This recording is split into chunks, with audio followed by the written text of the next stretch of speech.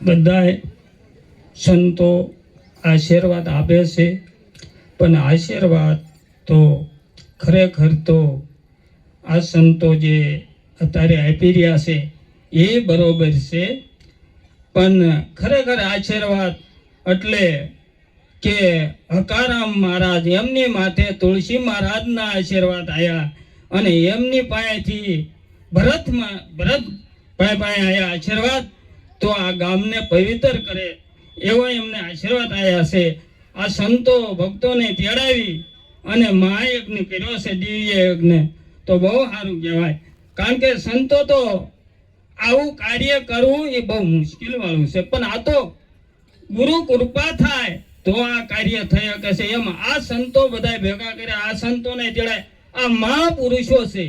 કારણ કે આ એમને જેમ મળ્યું એમ આ સંતોએ અત્યારે જ્ઞાન યજ્ઞ કરશે, જ્ઞાનની વાત કરશે, જ્ઞાનનો આમ દોર ચલાવશે.